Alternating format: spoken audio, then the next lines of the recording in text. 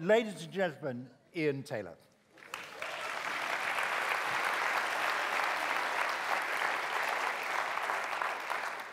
Ko mohaka te hawa, ko haururu te maunga, ko ngati pahuera te hapu, ko ngati kahu. Ah, you know what he hasn't done? He hasn't given me the clicker. Seamless. That was a seamless transition. It was. Turn it around the other way. Upside down. That's right, that's good. Forward. Yep, cool. Ko mohaka te awa, ko haururu te maunga, ko ngati pahuera te hapu, ko ngati kahangunu te iwi.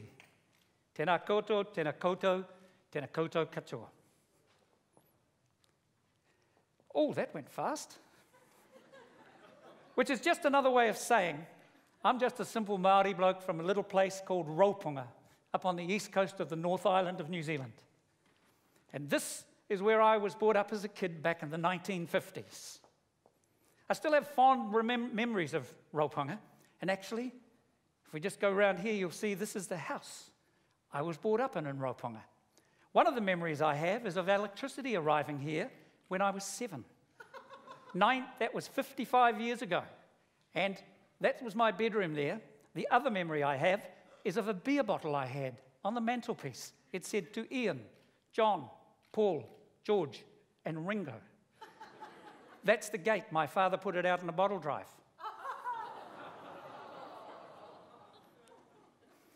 So it's a long way from a little house in Raupunga with no electricity to the TEDx stage to give an address here today. And it's a particularly long journey when you think the journey has been covered in such mediocrity. You see, when I left school, my first job was in a rock and roll band. But I turned out to be a pretty average singer, and soon people found out that I was a pretty average singer in the rock and roll band. So the question was, what does an average singer in a rock and roll band do when he's discovered? Well, I went out and I did a law degree. And it was a pretty average law degree at that. And I never got around to using that because before I did, somebody offered me a job in television. But I have to admit here, there was a modicum of success in my television career. But one of the sort of memories that I have is actually being fired as the host of Funniest Home Videos because the television programmer's son thought I was, well, average. So, I hear you asking, if this guy's so average, what's he doing here? What kind of idea has he got to share? I've done a lot of thinking about that, and I've ended up with 2 ideas I'd like to share with you. And the first is that while you were suffering, we were out there thinking about you. But more importantly, other people were thinking about you as well. And I remember I'm sitting at home, and I hear Tony Veitch. He's doing this sports auction to raise funds for Canterbury, for Christchurch. And I thought, I've got an idea. I'll ring Tony because we had this thing. You know, we travel the world doing things. And one of the things I'd done the year before was held a charity auction where somebody would come with us to the British or the Open Championship, the British Open, and be able to work with us walking the fairways. That is impossible to buy. So we had auctioned that. So I ring up Tony and I said, listen, I've got this really cool idea. Why don't you auction off the chance to come and walk with us on the fairways at the Open Championship this year? Tony said, that's a great idea. Then I thought, oh, God, I remember. I've never told the RNA this before. I just sneaked them in the gate. Oh, this is going out somewhere too, isn't it? Anyway, so I thought I better ring the RNA, the Royal and Ancient, to just tell them that I'm planning this. So I ring up the Royal and Ancient, and I say, look, I'm just going to put together this auction, and I'm auctioning off the chance to, the guy immediately says, Ian, we are watching on television now what's happening down there. You have anything you want. Fantastic. I hang up, and I thought, that was really easy. So who else? What else is happening? Because this is in July. What else happens in July in England? Wimbledon. So I dig up Roger Draper's phone number, and I ring up Roger, and Roger, I'm putting together this auction for Christchurch. He goes, Ian, I'm watching it. It's unbelievable. It's anything you want. Actually, you'll have to give me 24 hours because I'm going to go and move somebody out of the royal box so you can have 2 places in the Royal Box on the final day. I'm on a roll, I hang up. Then I remember we do this work for the McLaren Formula 1 team. I thought, this is great, why don't I ring them up? Same deal, anything they want. In fact, bring them in, they have a full day, the place is top secret, you know, it's just an unbelievable place. And they can bring them in, they have a 5-star dinner in dinner in our 5-star restaurant with our racing team because it's the week of Silverstone. Hang up, Silverstone. Ring Bernie Eccleston's office. He doesn't talk to minions like me, but I talk to somebody and they say, just give me a moment, I'll go and talk to Mr. Eccleston. He comes back and says, and Bernie does not do this stuff. He comes back and says, Mr. Eccleston's seen what's going on down there. So, Silverstone, pit passes, you're his guest for the day. So that's one of the ideas I'd like to share with you. While everything was turning to crap here, people of that caliber were thinking about you. The other thought I'd like to give you is that, and this is an idea, ideas we're sharing, this is an idea I want to share with the world. This is an idea I want to share with you, the people of Christchurch. And it's a simple one, really.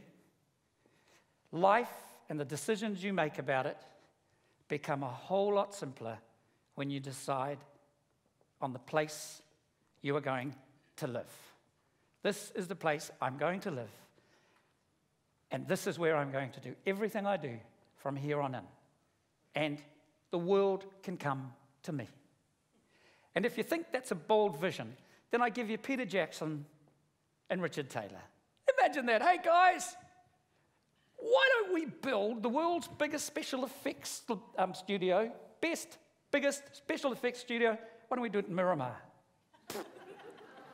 And you know, if those guys in Hollywood want to use it, they'll just have to come here and use it, because this is where we live. Actually, I heard the other day somebody suggesting, they're saying, you know, imagine what it would be like if we actually rebuilt Christchurch better than we thought. Well, the only thing I would say to that is if you do, you didn't aim high enough. One of the most important decisions I ever made was that Dunedin was my home.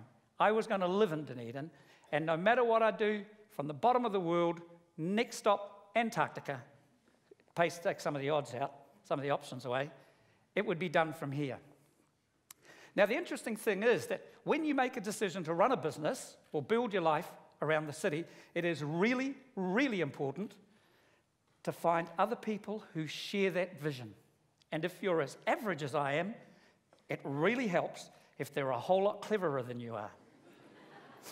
Which is where these guys come in. Look at those guys.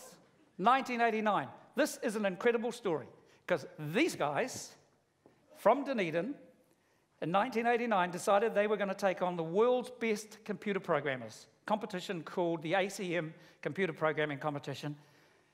And at that stage, it started in 1977, but at that stage, no university outside the US had ever won it. And it included the heavyweights, Stanford, MIT, Harvard, Caltech, you name them, they were on the list. Well, in 1989, this group of Otago University students added Otago University to that illustrious list. The first non-US team ever to do it. And they didn't think twice about it. It's what we do. We do it from Dunedin, we'll go up there and we'll win that thing. Well, the really cool thing for me was that at around about the same time, I just started this little joint venture with the university, and 2 of these guys were assigned to me, Craig on the left and Paul on the right. Now, the interesting thing is that both of them are still with me.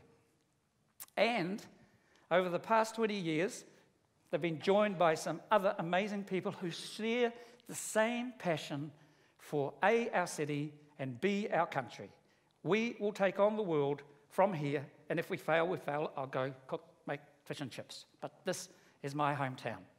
So I want to show you now where this amazing group of people have taken this pretty average bloke. You mentioned before that when you set up, Ernesto, you set up, it's pretty important to set up, and you've got all these people around you. It always is about we, and especially in my case, because I don't know how they do any of this stuff. So it's really they. The we, in my case, is the royal we. But anyway, we had to have a business plan, right? So we did. And you mentioned simplicity. You have got to look at the future here with simplicity. Our business plan, or our motto, company motto, was bugger the boxing, pour the concrete anyway. And let me show you where that's taken us. It's taken us, see, the other thing we decided was, here, we need another plan. How do we use all this flash technology to get to all the best sports events in the world for free? And as you'll see as we go through here, these guys have done a pretty good job of it. Actually, the other thing they do is this lovely, don't see why not, an attitude, don't see why not. So when I took up golf, I went into the guys and said, guys, I'm playing golf. I need you to get me to all the best golf tournaments in the world. Could you do that? Don't see why not. So this is what they built. It's a 3D thing. We do this all over the world. This is the US PGA Championship in Whistling Straits. And so I get to walk the fairways, these wonderful fairways, alongside Tiger Woods and all the players, all because I went into this room and said, actually, could you find me a way to get all these golf tournaments? Don't see why not. A couple of years ago, I get this phone call. Somebody said, do you do ball tracking for cricket? I said, no, no, we don't. Could you? Let me check. Guys, could we do what? Don't see why not. Yeah, we could do that. So anyway, we start off, and actually just to throw a little bit in, I offered the broadcaster the thing that we would build all the cities where the games were being played. So I asked them if they could do that as well. So this is what they did. It's really incredible. 2 weeks they do this. 2 weeks to build this. So we're in Perth on our way to the Gabba. Down we go. Now, actually, when you take on challenges like this from a little place in Dunedin, you've got to think outside the box a little bit more. So here we are. This is how we designed that speed thing. And you see those red things there? Those are rod orams. Jaffas. So you've got a Jaffa and the little hunk of wood there for the cricket pitch, plastic pipe, roll the Jaffas down the plastic pipe, watch them bounce, and see that camera thing? It's about $250,000 sitting on the rubbish tin. You need to be realistic, so we put a batsman and a bowler in as well. And this is how they did it. And at the end of that, out came the other end, this. It is one of only 2 systems in the world authorized to officially or officiate on LBWs around the world. Pretty amazing, isn't it? Now, one of the other things that's really, really important is that we only do things we like. So, one of the guys is a Formula One nutter, Craig, and Roseanne, one of our designers, used to sit on her father's knee watching Formula One races right through her childhood. So when I said, do you think we could do Formula One for the BBC? Whoop, don't say, absolutely don't. So here's what they do. That's Singapore. They get to travel all over the world. Look at this, Monte Carlo. So every race, every Formula One event in the world, they are covering. Last weekend, we were in San Francisco. Totally computer generated this. Okay, San Francisco. We're back for the America's Cup sailing. Now, the America's Cup was one of the first sporting events we ever did. And I can still remember going into the guys saying, look, New Zealand's racing in this really boring event. Do you think you could develop something that could tell us who was in front? Don't see why not. So, there we go. Let me see. Now I'm going to show this. About 7 years ago, I get this phone call from Airways, coming closer to home.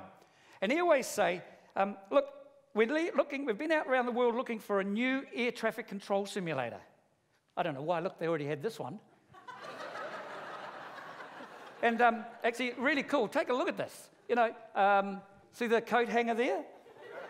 30 years they trained air traffic, and we flew.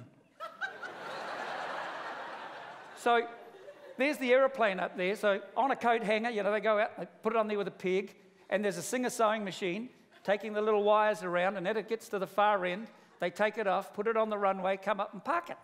Really cool. And the little white thing, that's a weather front coming in. So anyway, this guy says, have you guys ever built an air traffic control simulator? I said, I think I can safely say no. Could you? Guys, could we build an air traffic control simulator? Don't see why not. It looks like we could. So we built this. See, it's the royal we. I have no idea how they do this. We built this prototype. Airways New Zealand comes down, and they take a look at this, and they say, this is fantastic. If you guys could do this, it'll be world class. And actually, we think you can. Go do it. Now that is incredible. That is an incredible leap of faith, and it's the kind of leap of faith, if this town, if this city is to grow, if this country is to grow, it is that kind of leap of faith that we will all need. Imagine that, a state-owned enterprise giving a multi-million-dollar contract to a little company in Dunedin who's never, ever built one of these things. It's just incredible, but here's how the trust was returned. This is what they built. And actually, a really, really amazing lesson here. When you don't know anything about this stuff, you don't know what you can't do. So they actually set out and built one of the most amazing air traffic control simulators in the world. Really clever thing, we talk about collaborating. Well, those planes, those model planes, when we thought of it, you had to build a whole fleet of those that could fly properly. And the guy said, well, I'm not sure we've got time to do that. Let's go on the internet and have a look. And they found all these enthusiasts around the world building them for flight sim. So they bought them off them for $50 each. Now remember that white cloud? Look at this. Watch this. The weather front. This is the weather front that our guys delivered. That simulator is here in Christchurch, which is a lovely segue to this. I mean, Christchurch has been devastated by a force of nature that cannot be put back.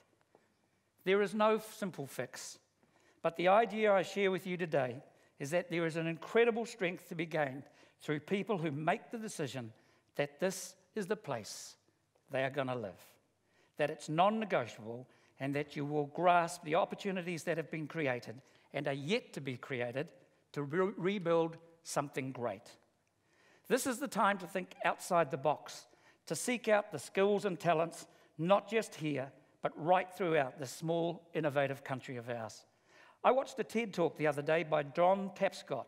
He described today's age as the age of networked intelligence, a new age of openness based on collaboration, transparency, sharing, and empowerment. And we've heard all speakers today speak of that.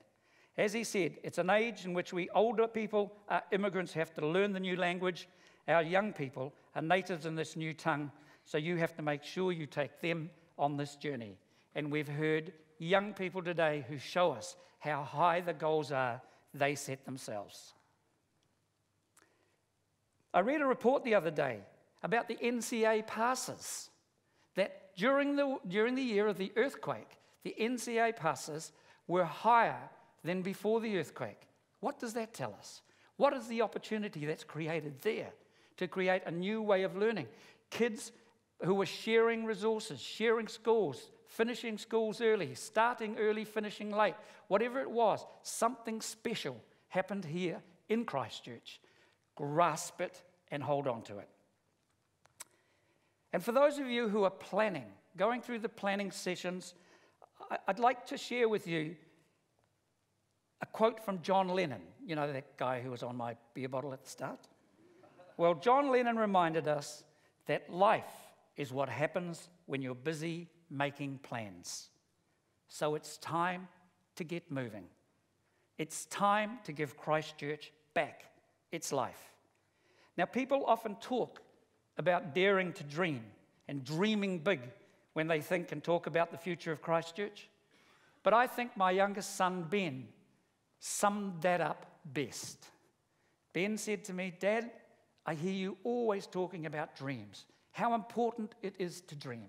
He said, "Dreams are of no use to anybody if you don't first get out of bed."